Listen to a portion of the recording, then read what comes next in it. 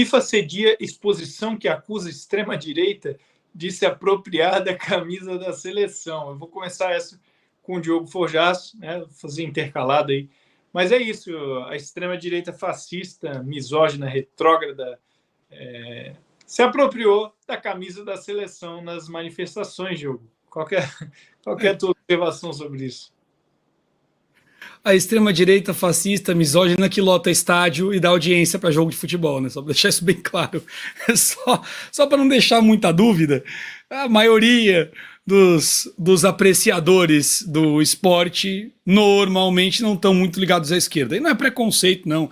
É porque quem se engaja com a agenda de esquerda é como o maconheiro. O maconheiro vive para maconha. Ele tem a agenda, primeiro a agenda da maconha, depois a agenda da vida. É mais ou menos que às vezes encaixa alguma coisa, às vezes não. O comunismo é a mesma coisa, é uma droga, ela intoxica o cérebro do indivíduo e isso muda a conduta dele. Ele vive em torno daquelas agendas. Ele passa a identificar todo o significado da sua existência com base nos enlatados pré-modulados que preenchem o vazio. Nós comentamos aqui outro dia, então não vou voltar na pauta. Bom, o caso aí da FIFA, nenhuma surpresa, é zero surpresa, sob qualquer perspectiva que se avalie. Primeiro, sobre o enlace da FIFA com a esquerda e com o Brasil, então, nem se fala.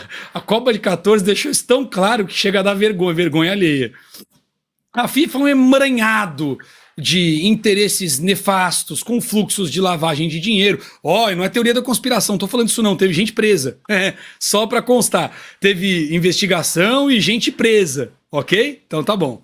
Não é especulação, achismo, não, tem condenação.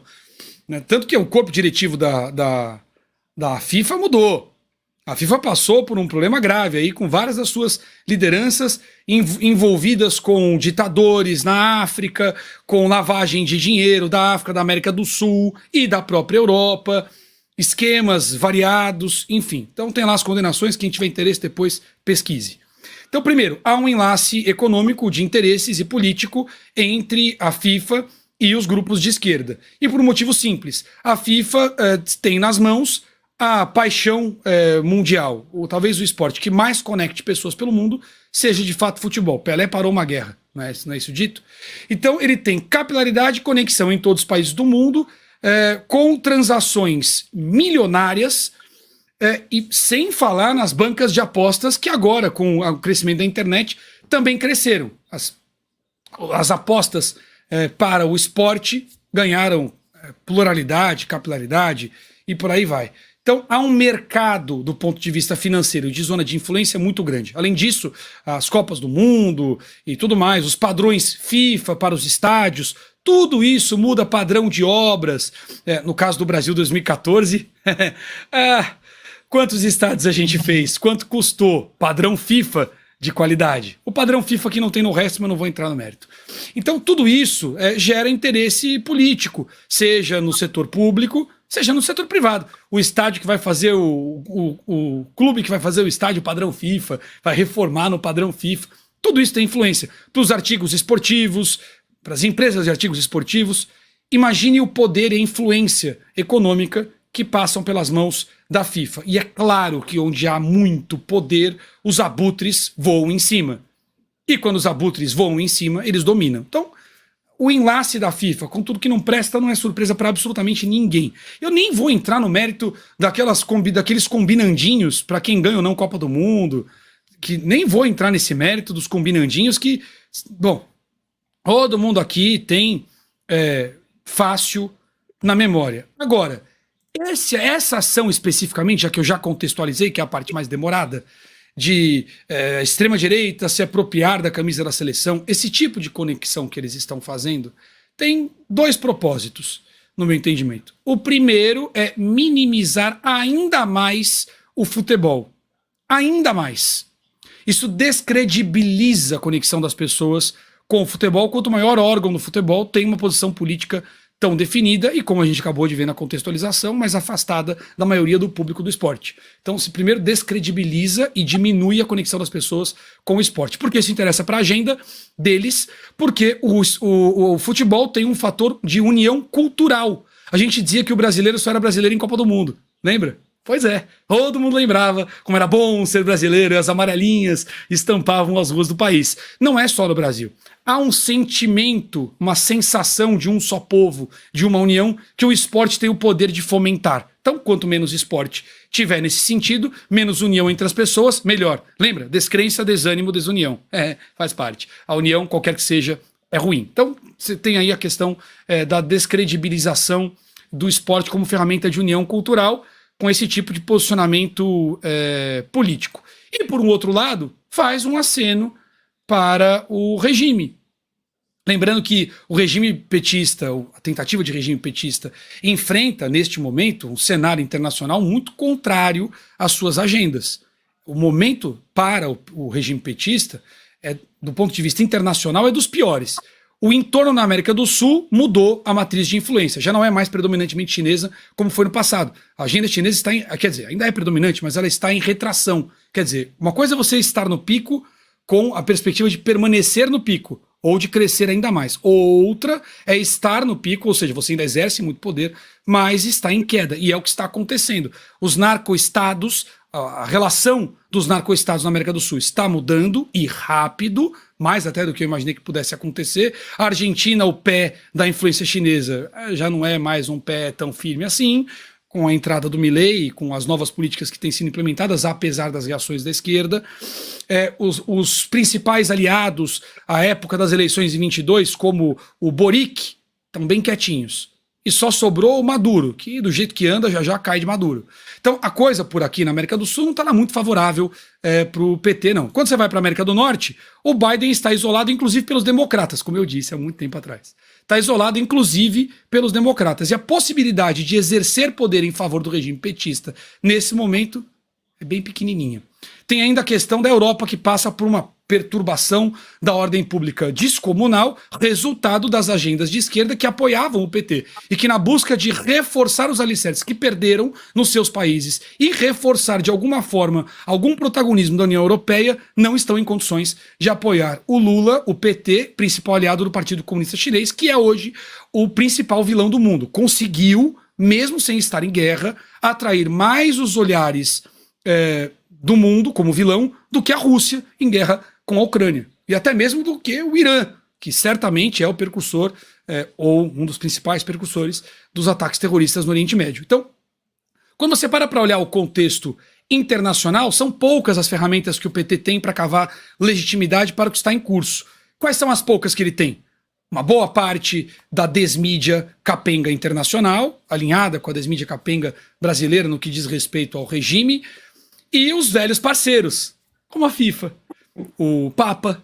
Essa turminha assim que diz que a Dilma era uma mulher inocente, tadinha, né, Francisco? Né? Não, Francisco não, perdão, Bergoglio, né, Bergoglio? Então tem lá o Bergoglio, tem a FIFA, que é pra dizer, tá vendo? Até o Bergoglio diz que a Dilma é honesta. Viu? Até a FIFA está contra a extrema-direita fascista. Então, esses são os ganchos que ele tem, né? Que é mais ou menos como o Maduro, numa situação muito mais grave do que o PT nesse sentido, opera, né? Tentou lá com a ONU, por exemplo, bancar a vítima que precisa tomar a Guiana de volta que nunca foi dele. Essas coisas assim que eles fazem, ganhar na manchete. Então é isso, tá cavando a semente para ter algum parâmetro, algum apoio no debate internacional que neste momento mesmo aqueles que desejariam apoiar o projeto petista não estão em condições de fazer esta projeção. Pode fazer um acenozinho ou outro.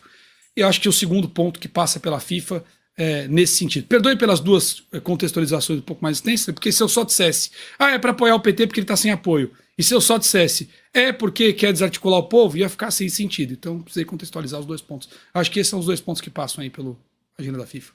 Tá certo, Diogo. Obrigado. Karina Michelin? Então, se a gente observar, sobretudo sobre essa pauta da FIFA, sobre essa exposição que eles estão fazendo, eles estão reescrevendo a história. Esse é o ponto grave, porque essa exposição, aonde a camisa do Brasil, verde e amarela, está lá, né, tem uma plaquinha embaixo dessa mostra, que diz o seguinte, que as novas gerações e contextos trazem novos significados a cores. Na Copa América de 2019, a icônica camiseta amarelo canarinho do Brasil foi substituída pela edição comemorativa do histórico conjunto branco e azul, enquanto levavam o título para casa. Em anos recentes, O distintivo conjunto brasileiro amarelo e verde se confundiu com a política, ao passo que a camisa foi apropriada por apoiadores do ex-presidente de extrema-direita, Jair Bolsonaro. Isso é grave. Aqui eles estão reescrevendo a história. Às vezes as pessoas pensam que isso não tem a menor importância, mas isso daqui vai ficar registrado para as gerações futuras lerem o que está escrito, o que foi escrito aqui por eles, que é uma mentira. Agora, quem aposta, quem é o dono da camisa brasileira? É o povo brasileiro, é a nação. E essa nação está sendo destratada, né, por essas pessoas que estão reescrevendo a história dessa maneira. E isso a gente vê, né, que tudo que a gente aprende no livro de história, tudo que a gente aprendeu até hoje, a gente começa a se questionar, fala, pera lá, mas realmente aconteceu isso? Realmente isso foi dessa forma que aconteceu? E a gente vai procurar muitos estudos, principalmente na Itália, tem bibliotecas enormes, tem muitas histórias que foram mal contadas, principalmente a história do Holocausto, né? Que as pessoas, tem gente que acha que o Holocausto não aconteceu. E aí você vai buscar essas informações e você começa a ver histórias horríveis de pessoas que eles ocultaram, de livros que foram queimados, né? Não podemos esquecer que quando aconteceu que todos os judeus, enfim, aconteceu aquilo na Alemanha, que foram perseguidos, eles foram obrigados a jogar todos os livros que eles tinham em casa, de grandes intelectuais, na fogueira. E prevaleceu só a versão daquele que venceu. Então, aqui, o ponto que eu analiso, a minha visão em relação a isso é muito grave, porque deixa para lá o aspecto econômico e tudo mais, que a gente sabe muito bem como é que essa banda toca. Mas aqui a gente está falando de uma questão cultural, né? Uma questão cultural que eles estão reescrevendo de uma forma incorreta, né? Eles estão atribuindo um título de uma camiseta às pessoas de extrema direita, sendo que no Brasil nunca existiu uma extrema direita e não existe nem mesmo uma direita no Brasil. Então, legítima, né, que realmente funcione, não existe, gente. Então, você veja bem, se você quiser existir como direita no Brasil, você vai ser perseguido, você vai ser eliminado do jogo em 2 minutos com uma polícia federal batendo na tua porta para tentar anular toda a sua legitimidade como qualquer candidato. Então, qual direita existe no Brasil? Qual é a extrema direita do Brasil? Não tem. Né? Então, eles têm que criar eles têm que construir uma narrativa, eles têm que criar uma história que isso realmente existiu. Então, vamos escrever aqui nessa camiseta, nessa exposição, que não vai ser feita só no Brasil, porque esse daqui também está em Londres, conforme eu li aqui, entendeu? Está em Londres, está no Design Museum de Londres também. Então, assim, é isso. Esse é o ponto grave, que a gente está vivendo essa guerra cultural de reescrever a história como ela é, e como ela não é.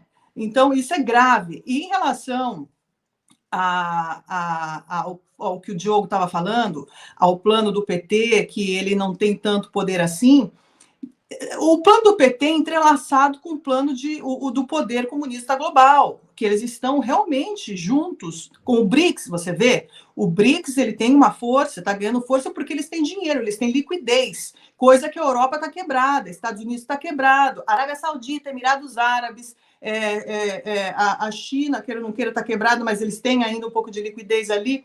Então, todos esse núcleo, eles estão se reunindo para um determinado plano de poder global, que é emerger um novo império, destruindo o império americano capitalista, né?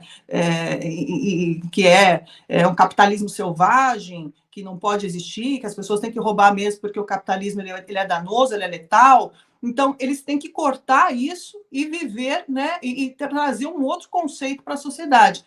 E ali, naquele meio, o plano do PT, ele entrelaça também nessa história. Então, assim, mais ou menos, eles estão andando da mesma força. Se isso vai ter força para realmente se concretizar mundialmente, criando uma ditadura global, estamos no processo.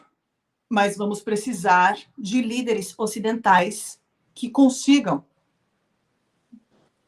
desmistificar ou desconstruir tudo isso que está sendo construído. Porque o dinheiro compra, o dinheiro corrompe, e isso eles estão tendo. Eles estão roubando, eles não roubam do povo para pagar puta, né? Como a gente sabe. Eles roubam do povo para esse plano de poder global. E eles estão investindo nisso. Então, o que vai acontecer depois, a gente não sabe. Vamos ver. Espero realmente que isso seja cortado e que isso seja atrasado em algum momento. Mas que ele está indo, ele está avançando, a gente está vendo através dos desesperos, né, dos movimentos, até mesmo dentro do Brasil, de leis liberticidas e perseguições que não são mais veladas. E isso é grave. E é reescrever a história, né, que é o pior.